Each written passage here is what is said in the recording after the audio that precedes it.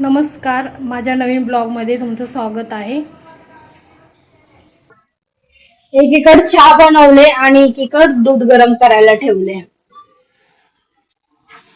मैत्रिणींनो, चहा प्यायला मिक्सरमधनं आपण जिरे पण टाकले मी ह्याच्यात। जिरे, कोथिंबीर, मिरची, लसूण आणि हे सगळं आपण बारीक करून घेतले।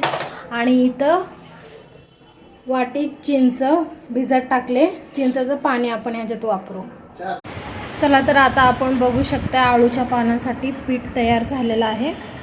मी सर्व ह्याच्यात टाकून घेतले। सर्व मसाला ह्याच्यात मिक्स केलाय। लसूण, मिरची, कोथिंबीर, जिरे, चिंचाचं पाणी, मीठ, हळद आणि हे सगळं मिक्स करून घेतले। आता हे आपण लावू आळूच्या पानांना। हे बघा, मी आळूचे पानं पण असे छान धुवून घेतले, त्याचे देठ कापून घेतले। आता हे सगळं मिश्रण आपण आळूच्या पानांना लावून घेऊयात। आणि हे लाखाच्या डाळीचं पीठ आहे, जी की डाळ मला माझ्या बहिणीने दिली गावाकडनं मोठ्या। हे बघा, असं लावून घेतले मी दोन दोन पानायला लावते। अशा प्रकारे मी दोन दोन पाने करते। मग नंतर असं यांना असं दोन्ही साईडनं असं मुरकून घ्यायचं आणि मग परत थोडं थोडं थोडं थोडं लाखाचं पीठ लावायचं। आणि मग छान असं असं सर्व साईडनं असं मुरकून घ्यायचं आणि लास्टला पण छान चिपकून जावत म्हणून इथं पण असं छान पीठ लावून झाली अशी आपली वडी तयार।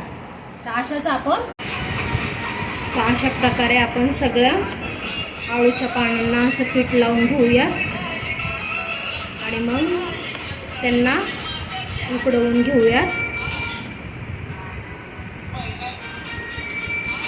आता हे पीठ तर आता बघू शकता सगळ्या पानांना मी पीठ लावून घेतले छान। आता यांना उकडवून घेऊत आपण।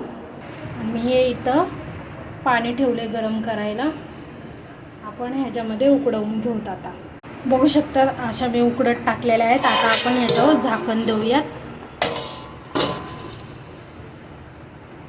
ते छान असं झाकण दिले। आता ह्यांना हे बघू शकतात आपल्या वड्या शिजलेल्या आहेत। आता आपण त्यांना काढूयात आणि त्यांना थोड्या वेळ थंड होऊ देऊत आणि नंतर त्यांचे काप करूयात। आपण बघू शकतात आपल्या वड्या छान अशा शिजल्यात। आता ह्यांना थोड्या वेळ आपण गार करूयात आणि नंतर यांचे छान काप करून घेऊयात। बघू शकतात आपण वड्यांचे काप करून घेतले। आता आपण ह्यांना तळून घेऊयात। मी तळते, तुम्ही शॅलो फ्राय पण करू शकताय।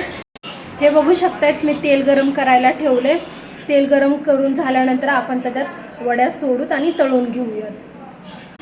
आपलं तेल गरम झालंय। आता आपण एक एक वडी तेलामध्ये टाकूयात आणि छान असं तळून घेऊयात। आम्हाला तळून आवडतो।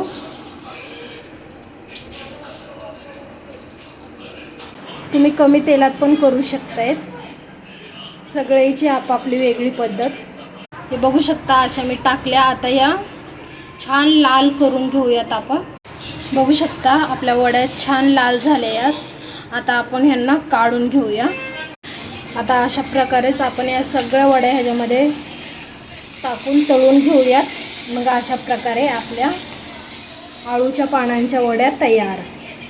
बघू शकतात अशा प्रकारे आपल्या वड्या तयार झालेल्या आहेत। तर आपण भेटूयात नेक्स्ट ब्लॉगमध्ये। प्लीज चॅनलला सबस्क्राईब करा आणि बेल आयकॉनवर क्लिक करा। बाय।